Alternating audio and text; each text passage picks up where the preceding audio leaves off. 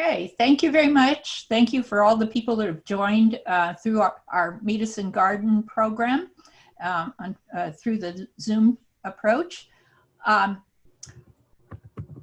This is a presentation that my name's Carol Powers and Pat is with me right here. We are actually trying to social distance and do a presentation from the same room. So there may be a little bit of shuffling going on at some points. We are both master gardeners. I would call us veteran master gardeners, meaning we have been in the program for quite some time. And we have,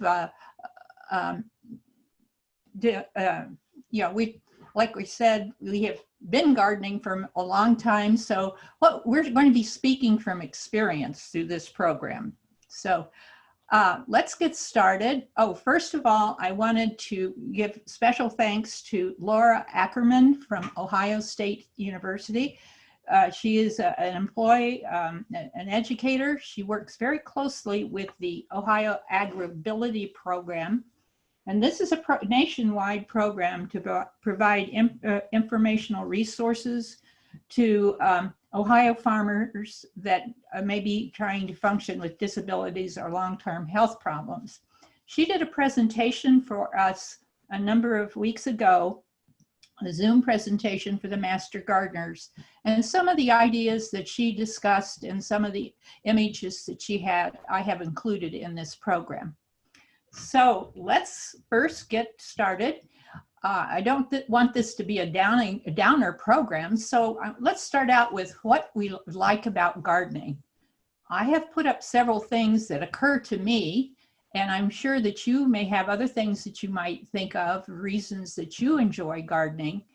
There was a program where people did put up different ideas of what they liked about gardening. And I thought one of the interesting was, I can take out a lot of aggression yanking out those weeds. That's not exactly what I would initially think of, but I guess that's also a good thought to have.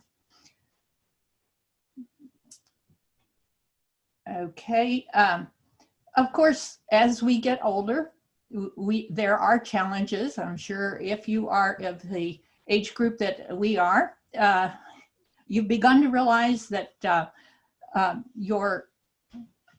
first of all, Susan, are you seeing a slide that says challenge as we age? Yes, I am. Okay, good. Just want to make sure. Okay, as we get older, we know that our muscles are getting weaker. I know I don't have nearly as much upper arm strength that I used to. We worry about falls because they can be more dangerous for us and take us longer to heal. And we just don't have as much energy as we used to have. And that list goes on and on. But let's not dwell on that. We're going to try to learn some different ways that can help us be able to do the gardening that we wish. Gardening is still rated among the most popular leisure activities for seniors. And of course, if you are a gardener, probably since you're listening to this program, we know that gardening keeps our minds active and certainly our bodies active too. So let's talk about how well, first of all, I just want to try to explain, this program is kind of divided into three parts. One, we will talk about different approaches that we can use to make sure that we're doing things properly for our bodies.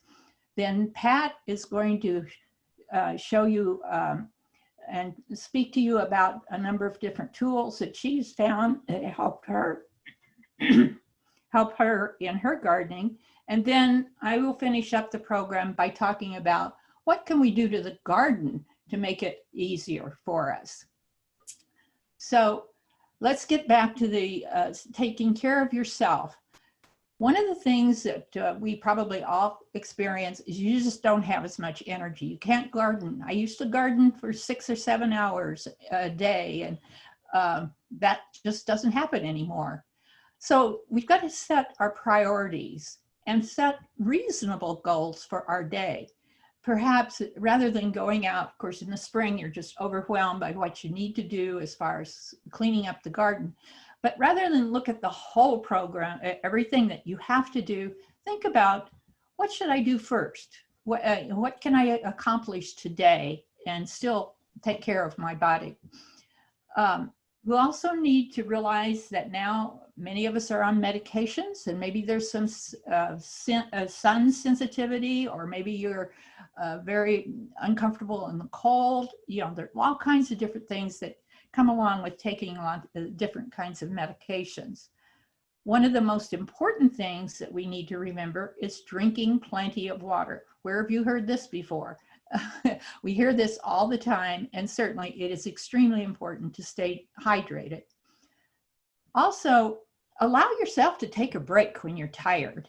Now, I know sometimes you are overwhelmed with what you want to try to accomplish, but like I said, let's set reasonable goals for ourselves.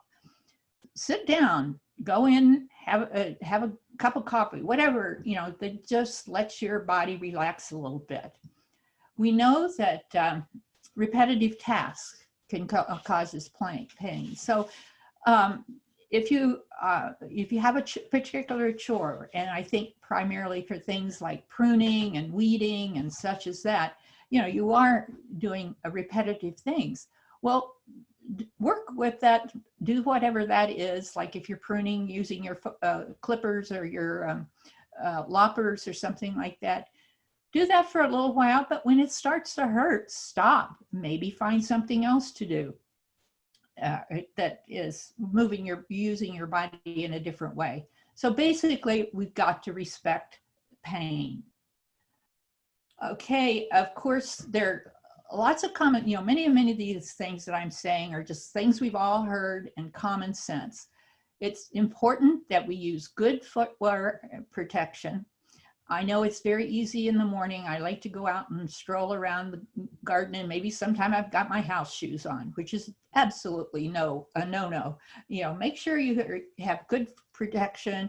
Hopefully it's whatever shoes you're wearing, you've got some slip resistance and such as that. Protect your skin, use sunscreen. Most of us need to use, well, all of us need to use sunscreen. So make sure that you prepare by using that. Again, drinking plenty of water, and limber up before you start your work. Now, there's all kinds of ways you can do that. You know, if you happen to do yoga or Pilates or Tai Chi, there's all kinds of methods for doing different stretches and things like that. I'm putting up here, and I think this is one of the handouts that the link was sent to you. This is just a good program that they've come up with, this Agribility, and it's Don't Let the Dirt Hurt. And again, it's just a different set of exercises that will allow you to stretch all parts of your body and help you prepare for your work. Maybe you have been doing some physical therapy at some time, and perhaps some of your therapist has some good ideas and exercises for you. We want to make sure when we're out in the garden that we are preventing any slips, trips, and falls. That usually means where do you have your tools laying around? Where's the garden hose? And making sure that your work area is safe to move around in. If you are working with power equipment, you may need to use some hearing protection. And it's important to label everything that you use in the garden, particularly your chemicals. Often the label on a chemical is very, you know, in small print and everything. So it's probably a good idea to make a larger label, at least indicating what the chemical is. Now, then if you are going to use it, of course, then you would want to read it in more detail and follow the label. Use whatever protective equipment you have, whether it's a back brace, a knee brace, whatever, or a wrist brace, something like that. But, you know, use that stuff and put it on before you start hurting. And I often make that mistake. I go out and start and then have to come in and get my back brace. And of course, using masks and goggles if you are working with chemicals. Again, sunscreen is important. Generally speaking, most of us want to wear a hat and a long sleeve shirt to work outside. Ear protection, gloves, knee pads, whatever you have that might help you as you work through the day. I want to talk a bit about protecting your back. It is so important that we lift properly, and we're going to talk a little more detail about that in just a moment. We want to make sure that if we're moving things around, and we're going to talk about how, some ideas of how to do this with less effort, but don't try to carry everything at once. First of all, it makes it very difficult. You might drop stuff, it might trip, whatever, but multiple trips and smaller amounts is certainly the way you should go. Minimize carrying heavy and awkward items. A lot of times you can use a cart instead of trying to carry something out. I can't get this to work. Make sure you use carts and wheelbarrows, and if necessary, you make sure you have that back brace. Safe lifting. You've probably heard this before, but I think it's worth going over again. If you're lifting something, you want to have your feet stable, about shoulder width apart. You want to lift with your knees, lift with your leg, or bend your knees and lift with your legs. Keep your head pointed forward, looking up or outward, not down. And I have some diagrams in a minute. Engage your stomach muscles and breathe out as you lift. Lift and hold it close to your body. Don't try to lift something and hold your arms out. Nose and toes should be in line, and set it down in front of you. Here we have, oh, I've not got my pointer working.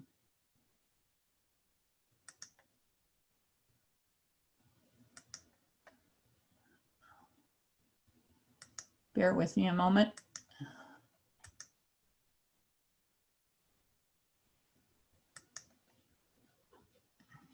Okay, still not. Oh, there. Okay, well, you can hardly see it, but I wanted to show you this first picture is how you should do it. Notice how her feet are closer to the object that you're trying to lift. She's looking straight ahead. The whole idea is to keep your back as natural position as possible. You notice in this other picture how she's looking down. That's just automatically going to make your back arch. And when you lift that like that, you're actually putting all the strain of lifting on your lower back, which is probably not the place that it should be. So again, lifting with your legs, squat down, lift upwards. It really does make a difference. If you're using something to haul things around, let's talk a little bit about some safety associated with that. First of all, avoid the old-fashioned wheelbarrow that has a single narrow front wheel, and you have to balance it. I've included this picture just as what I think is a good use of your old wheelbarrow. I thought it was kind of whimsical and to be kind of an interesting addition to your garden. Important to make sure that you have 2 wheels if you're using a wheelbarrow. And the wider those wheels are, the more easily it is to balance. Consider the weight of whatever cart you have. It doesn't do you much good if you have a cart that weighs 70 pounds before you put anything into it. And if possible, have some flexibility in how you can shape, the front and back. Looking ahead, here we have some good options here. A nice sturdy wheelbarrow, 2 tires, relatively wide tires, so you aren't trying to balance, have to spend all your time trying to balance the load. Another one is a nice cart. This one's collapsible, so it makes it quite lightweight. Now, I'm not endorsing any of these products, just giving you some examples of some good options. But as you can see, now again, let's kind of review the lifting again. If you do have this nice wheelbarrow, notice how this, in this image, how the back is arched. The person is looking down. His feet are further away from where he is lifting. And now over here, we have, again, all of the things we talked about lifting. Head and toes are pointing the same direction. The back is in a neutral position, and he's using his legs to lift. Protecting your hands and fingers. This is a particular image of a very heavy brace-like thing. This one actually can hold, position the tool in your hand. But the thing I want you to notice here, we need to keep our wrists in a neutral position again. A neutral position for your wrist is your arm is extended, and then there's kind of your hand is actually upward a little bit. If it's just you had your hand positioned straight with your hand straight from your arm, that's going to put a lot of stress on those muscles right across the top of your wrist. And I suspect any of you that have dealt with carpal tunnel syndrome are probably used to this. It's good to have some sort of gloves, of course, to help you hold your tools. And one thing that Pat will be talking about is having tools with spring action. Okay, this is just an idea. One thing that I think is really cool is, how buckets often have a wire, maybe have it if you got a bucket that may have a small hard plastic thing, and it's hard on your hands to carry if you've got any weight in that bucket at all. This is a nifty idea. This is that pipe insulation that you can buy like a 12-foot length or 6-foot length. I don't know exactly how much. And it's got a slit in it. It just slips right. You can slip it right over your handle, tape it with, just to hold it in place. This is much more comfortable to carry than that bucket with just the wire. So very easy to do. You can use the pipe insulation on tools that maybe they don't have any padding or anything like that. So it's you can put it on your position on rakes and things. There's just all kinds of clever ways that you can use this. Another thing, we know that reaching overhead is more stressful than it used to be. So you want to avoid as much reaching and twisting. That's one of the bad things to do. So we want to minimize the amount of work that we do overhead. Now here I'm showing an image of a watering wand. This pointer's not working very well. This particular one, I think, extends quite long distance, but this is very useful because, well, we'll talk about watering a little later anyway. You want to get the tool, up to it like hanging baskets or things that might be above your head. You don't have to hold your arms up as high to do that, or you can reach into a shrub, or you're into the inside your garden a ways to when you're applying the water. And just use common sense, recognizing that we are trying to protect our elbows and shoulders, and of course stretch. It's always good to just take stop for a moment and just kind of stretch a little bit. That kind of gets everything right in the back where it's supposed to be. Okay, I'm going to turn this over to Pat now, who's going to talk about adaptive tools that she's used over the years. Here. We have to do a shuffle here. Whoops. I'd like to get started by saying that I'm nudging 90, so I speak from experience.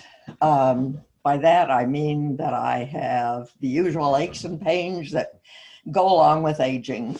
I have arthritis in all my joints, not the fancy kind, just osteoarthritis, the generic kind. I replaced my hips back in my 70s, and I had a total knee replacement just a couple of years ago. Let's begin with the hands. I have arthritis in my hands, so they are weak. They tend to swell up and hurt from overuse. There are nice garden tools to assist weak hands. I'm not endorsing any particular products, just giving you an idea what might work for you if you have that problem. Tools with spring action or ratchets seem to help. So here are some of the ones that have helped me. The first ones are these Felco bypass pruners. They're number 6, they're for small hands. My reach is barely 6 inches from the tip of my thumb to the tip of my little finger. These are bypass cutting shears that have spring action, seem to stay sharp, and are bright red, so I can find them if I set them down somewhere in the grass. I think Fiskars make something similar, but not sure that they have ones for smaller hands. These are Fiskar anvil ratchets. They advertise that it's easier to cut thicker stems up to 1 inch in diameter. I use them to cut rose bushes. I wear rose gloves to do it, and the gloves are difficult enough to work in, but they save me from getting scratched up by the rose prickles. With anvil pruners, you tend to smash the stems, but if you're cutting dead branches, it doesn't matter. The problem with these is that to get a 1 inch stem in the jaws of the pruner, you have to open the handles over 8 inches, and my hand is too small for that extension. They cut nicely and they're smooth, but I can't cut a 1 inch stem with them. That little orange thing at the top is simply a lock to hold the handles closed. These are loppers with a 22-inch handle. They allow me to cut some heavier branches, but they also have these nice long handles so I can reach farther into a bush to make the cut. Finally, these are very old grass pruning shears with a spring action, which makes them easier to cut grass near a flower bed without injuring the flowers. They have different mechanisms, but both have spring action. I had a very fine wheelbarrow that I liked a lot. I used to be able to keep it balanced and move soil or mulch around the garden. I don't have the upper arm strength to control the wheelbarrow anymore, so I retired it, and in its place I bought a sturdy wagon. It has removable sides, and I can load it with all kinds of tools, bags of fertilizer, bird seed for the feeders. I can overload it even and make it difficult to pull around the yard. But for the most part, it is quite a nice workhorse. I can even put my portable bench across it and take tools, bench, and weed killer wherever I want to weed. The little bench that I'm speaking about is about the same height as a lawn chair. I'll show you in a minute. There are some cute little lawn scooters if you want, but those allow you to sit, carry hand tools, and scoot around your garden beds. But if my seat is way below my knees, I cannot get back up on my feet again. These little benches have a padded seat, do not weigh much, they're cheap. You can turn them over and stand on them also, or you can kneel on them. But I honestly was sitting on one on an incline, and I quickly fell over backwards, so you got to watch what you're doing. The seat is just as high as a lawn chair, so it's quite comfortable to use. This blue canvas cover fits over a 5-gallon bucket, and I fill it with hand tools, clippers, and gloves.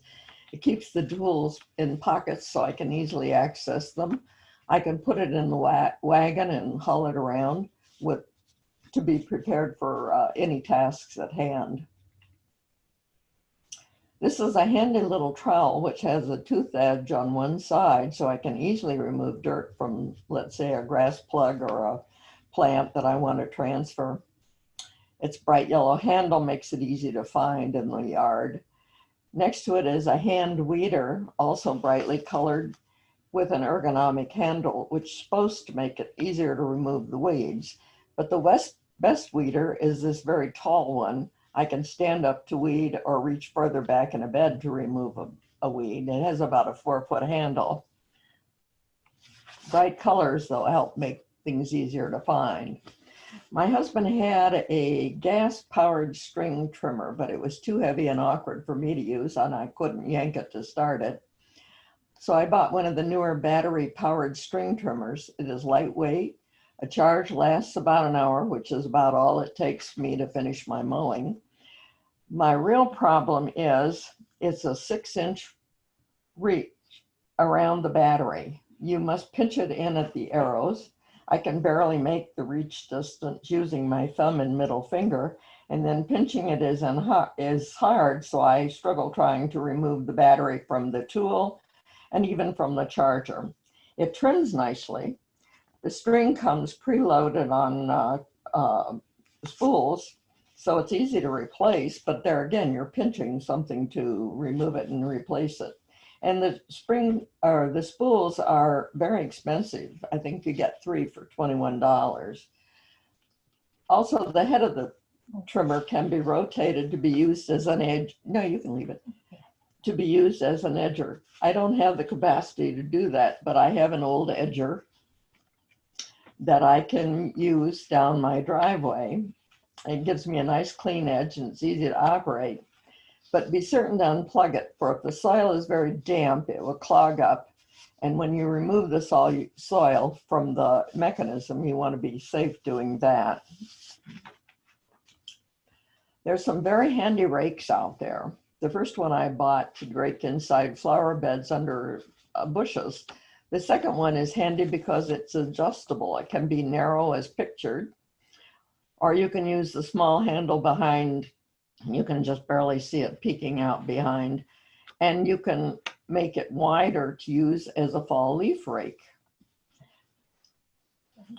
My husband bought the smallest John Deere lawnmower when we lived in Ashtabula County. The problem with it was that it was heavy and it would get stuck in the lawn because our lawn was on clay and would not drain, so he'd be spinning his wheels. I would have to go out and pull him out with a gator. In frustration with that, I went out and bought an electric start mower. I could never use a pull start. My yank just won't get anything started. But this I could start, easily push the button and round it goes and I wouldn't get stuck. But those days are gone, so I'm having time with the John Deere. It has so many safety features on it that I can barely understand the manual, and I must relearn every spring how to run it. And then it's not a mulching mower because it's not a mulching mower, but I go round and round in circles and chew up the leaves. Raised beds are an easy way to do gardening. They're easy to set up. They come with in prepared kits you can buy, but you need soil to get them going. Moving soil can be difficult, even though you can buy bags in garden shops. So I bought a $20 collapsible dolly to move bags of mulch, dirt, and so forth. It's very handy. I even use it because I haul out my garbage can every week. I don't have wheels on my garbage can. I can set it on the dolly and wheel it out to the corner. The earth boxes are simply plastic tubs with drain holes in them.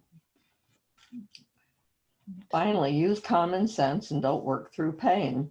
It's not worth it. If you begin to ache, it's time to quit. Also, if you have any braces to assist you, do use them. If you have carpal tunnel and have the splint, wear it. Weeding is a repetitive movement, and the splint would support your hand and wrist. I was given a leg brace a few years back, and I'm going to work, and if I'm going to work in the garden, I wear it. I'm not stable on uneven ground, so rather than call 911 for someone to pick me up, I wear the brace. So far, it has kept me from falling. I use my cane as well. All of it seems cumbersome sometimes, but it works for me. I carry my smartphone in case I do fall. I also bought a smartwatch that I can call 911 on if there's an emergency. I thought I would use a watch more so than that necklace they sell. This little tool, I don't know what it's called. I was visiting my son out in Texas one Christmas many years ago, and he gave it to me for a present. It's only got about a 2-foot handle. The narrow end can dig a quick hole if you need one. The wider end can be used to weed. I found it great for making a trench for bricks because the wide end is just exactly the size of one brick, common brick. The funny thing though is I had to fly home on Southwest Airlines. I took it on the plane unwrapped, could not fit it in my luggage, for I travel light with just one small carry-on bag. But no one stopped me, no one confiscated it. But that was before the world got crazy, before terrorists and before TSA. Hope these help.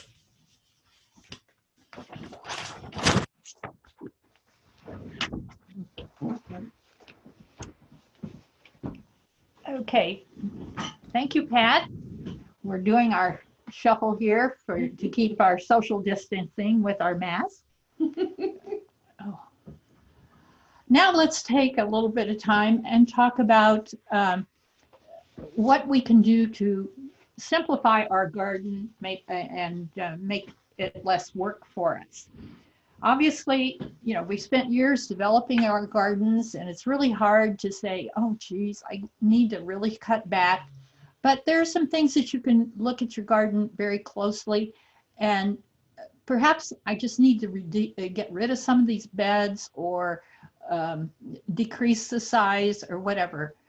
So rather than just, you know, obviously you could take a bed and return it to grass, but that's just kind of retrading one problem for another. You're going to have to maintain the grass and establish the grass.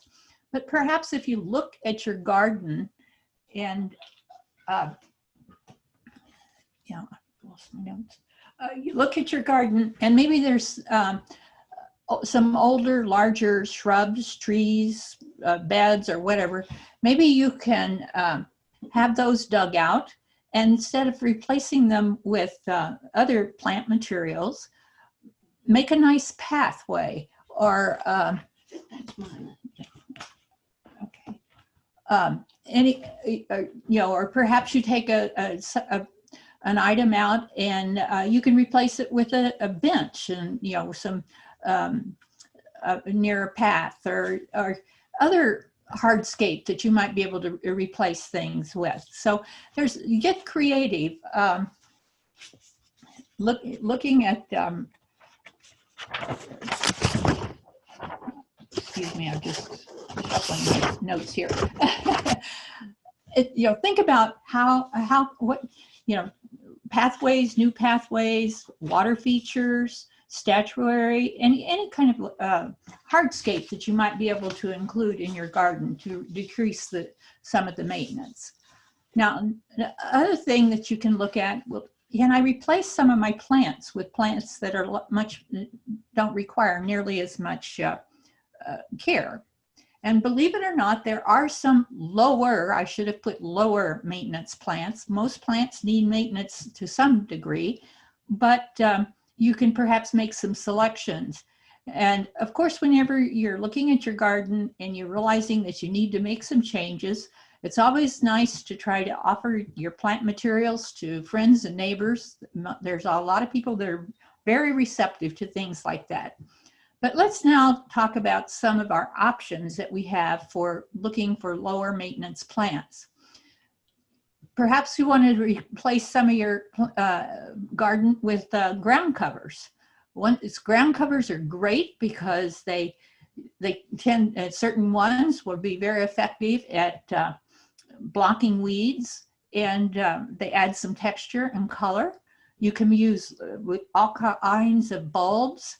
They tend to be quite simple. You know, each year they come up. You probably have to cut them down in the spring or fall, or depending on how you maintain your garden. And we'll look at some options of good plants to consider. Ground covers that I particularly like are epimediums, the Lenten roses, hardy geraniums, and the Allegheny pachysandra. So let's look at some of the pictures here.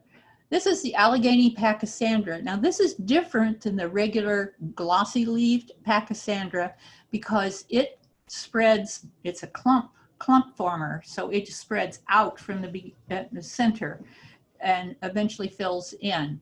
Whereas the pachysandra puts out runners and will take over an area much more quickly. But it has an interesting texture. I just particularly like this particular one. I have incorporated that into my gardens. You might not think of hellebores as a ground cover, but once they get established and start growing, they do become, and they tend to spread a little bit, but they're not aggressive in terms of, something like the regular pachysandra. They tend to, and the thing about them that is so wonderful is they start blooming back in February. Oftentimes, if we have a snowstorm, snow cover, when the snow melts, you'll find that they are already beginning to push some blooms. And then those last for a nice long time. So it's a nice plant because just because of the texture and the fact that it's blooming when many other things aren't. Epimedium, this is I consider a great ground cover. The flower is kind of ho-ho-hum in the spring. It puts up its flower, but I don't plant it for its flower. It's for its leaf texture, and some of the different varieties will have the leaves, the edges of the leaves will be tinted with a little bit of a reddish color. It's very nice. This one grows probably about a foot tall. The pachysandra probably gets about 6 to 8 inches tall. Hardy geranium is another particular ground cover. This is one of the, I think it's the big root. It's the most common one. It adds color in the spring. This blooms, or probably in the May time frame. Of course, it's past blooming right now, but it still has a very interesting leaf structure and texture. I won't spend a lot of time talking about bulbs because there's so many of them. But of course, we're familiar with all the daffodils and the crocuses, the hyacinths, the tulips. Of course, tulips are something that depends on how much deer pressure you have in your area. Lilies, there's all kinds of lilies, different colors of lilies, some blooming at different periods of time. Once they bloom, you just perhaps cut off the blooming stalk and let them be for the rest of the season. Of course, there's always the daylily, which we're all familiar with. They're pretty much self-maintenance too. You have to do some cleaning up of them in the spring, of course. Alliums are an interesting group of flowers. Irises, they're not exactly bulbs, but they're sort of in the same nature. The colors of irises, the types of irises is just unbelievable. And they really, they come up in the spring. Irises have sometimes if they stop blooming, it probably means that they're too thick. The rhizomes have become so thick that they're not getting enough nutrients or water. So you might have to lift them occasionally, but basically they're pretty much maintenance free. Fall blooming crocuses are really neat to have. They put up their foliage in the spring, and then all of a sudden in September, you have these beautiful flowers. Now I'm looking now at some perennials, and these you'll notice I have not included annuals in any way in this. They are not low maintenance in my opinion. But anyway, we want to look at some of the perennials that are a bit easier tend to have long bloom times and can add to the color and texture of our gardens. Here's some examples. This is a sedum. It's also known as stone crop. That's the common name for it. This happens to be more of a ground cover one. This is along the pathway, my steps in the backyard. It blooms with this, it's blooming now. It's about to pass the prime. But this particular variety only gets to be about 4 inches high. So it's a nice solid ground cover. The hardy geranium, now this is the Roseanne, and there are other varieties of it. These started blooming a couple of weeks ago, and they'll bloom through the rest of the season. You may have to kind of shear them back when they get a little leggy and looking, but again, the advantage of these are they bloom for such an extended period of time. We all saw this was blooming in June. It began to bloom in June. The Petta or cat mint. Now, make sure it's cat mint, not the other kind of mint. This gets to be 15 to 20 inches high, but we saw that throughout the landscape as you drove around, that bright kind of bluish purple that was blooming back in June. The last one down here on this particular slide is Coreopsis moonbeam. This is a very easy to grow plant. It spreads a little bit, but it's not aggressive. You know, if it gets a little out of the boundary that you want it, just pull it up or dig it up and give it a start to somebody who would be interested in it. This has a very, very fine leaf, so it's a different texture than many other perennials. So again, I really like to have a lot of textural variety in a garden. Black-eyed Susans, they're just starting to bloom. This is the one in the back is called End in Summer. It's one of my favorite black-eyed Susans. In the front here, you have the common variety. I think it's Goldstrom is the name. But you know, those are blooming now, and they will bloom for several weeks. And actually, most of them sort of self-seed. So you know, you'll have some later blooms too.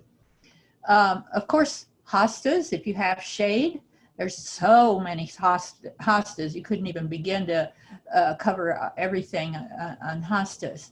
Now, of course, you do have to be concerned if you have a lot of deer pressure.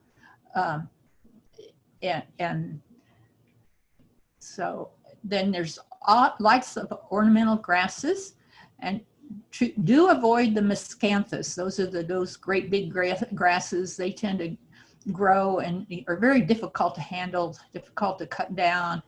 So I would not recommend those at all. These happen to be some varieties that the prairie dropseed is such a nice, again, texture. That gets to be about 15 to 20 inches tall. Again, the fountain grass red rocket is a nice variety. It does have the tint of red. And this is one of my favorites. It's Hakanakloa, the Japanese forest grass. It does fill in, but it certainly does not spread very easily at all. Ferns, there's all kinds of ferns. The ostrich fern, that happens to be it from a picture where they're in the shade, so they're not that tall. They can get quite tall if they're out in the full sun. Painted ferns, the autumn fern, again, just different varieties. Oops. Perhaps you want to replace, well, here's replacing annuals with shrubs and trees. Flowering shrubs. This is how you can get some color into your garden. There's all kinds of different possibilities. This is a shrub rose that's been used. This is over at Moreland Mansion at Lakeland. And This is a particular variety that they have found very successful in replacing some of the hybrid teas. Spirea, there's tons of different spirea sizes. You have to make sure when you're thinking about flowering shrubs, make sure you read the label. How tall does it get? How wide does it get?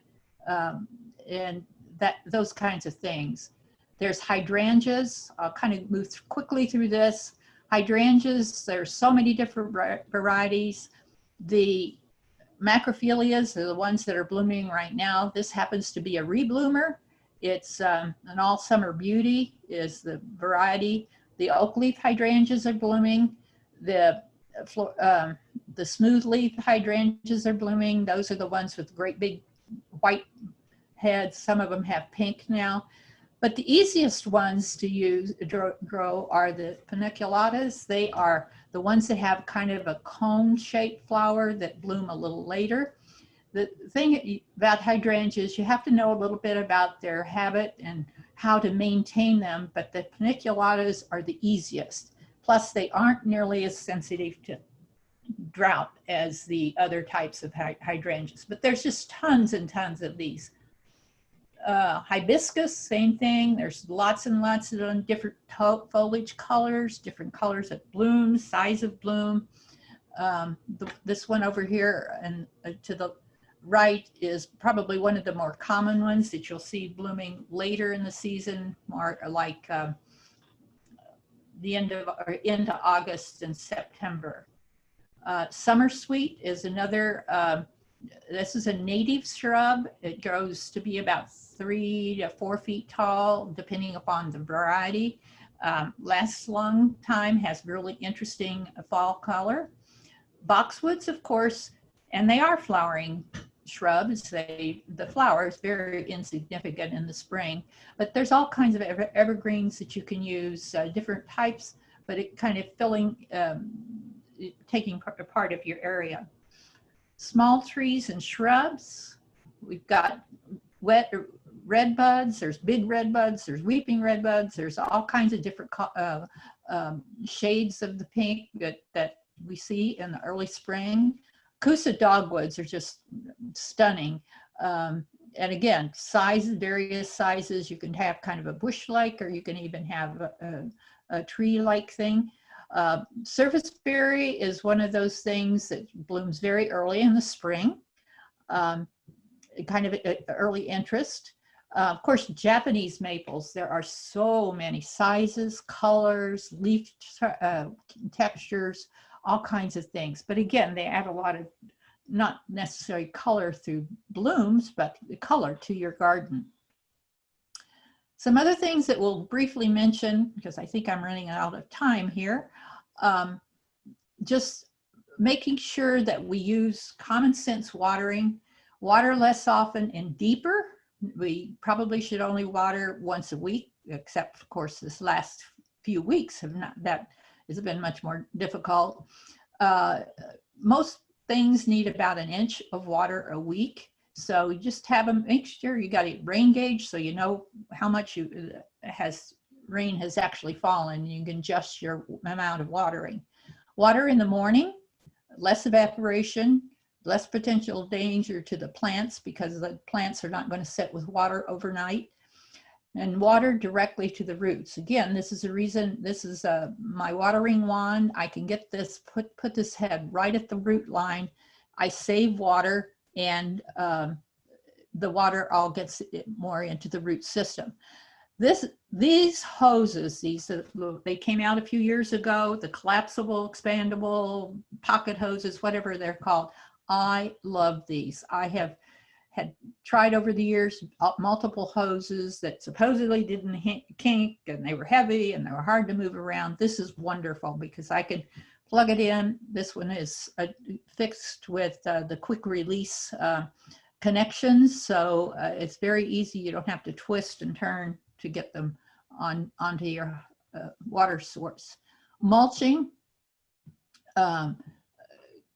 conserves moisture, helps prevent weeds. Apply 2 to 3 inches. An important thing is don't put the mulch right up against the crown of a perennial or at the stem of a tree. That is, they need that space, so it's easy for, to get very moist and disease potential. And this is something that I've been doing a lot this year. Is just using stakes to hold things up, because if you have a garden, a lot of times things will grow, and depending upon the sun exposure and everything, they may get leggy and kind of flop over, particularly, well, after the rain last night, everything's flopped over. But putting out stakes early in the spring to surround it, I actually use fencing, about the 2-foot high fencing. You can get it in green. Just make a circle the size that you need around what you think that plant will be. Stake it with some ground staples, garden staples, and it will help avoiding having to go out in the summer and tie something up, which always looks a little strange anyway. So that's basically what we have for you. This is just giving you some ideas of how you can, resources that you can use. There's our helpline. You can either get that by calling that number or using the email. And then this information was in the handout that you also received. Also, if you need help identifying a plant, you can use iNaturalist. It is an app for your phone. If you have a bug, you have a plant that you don't know what it is, or you see a plant that you don't know what it is in somebody's garden and you'd like to perhaps know more about it, you just take a picture and submit it to this web app, and there's people that monitor that, and they'll usually get back to you with some ideas of what it is. Okay.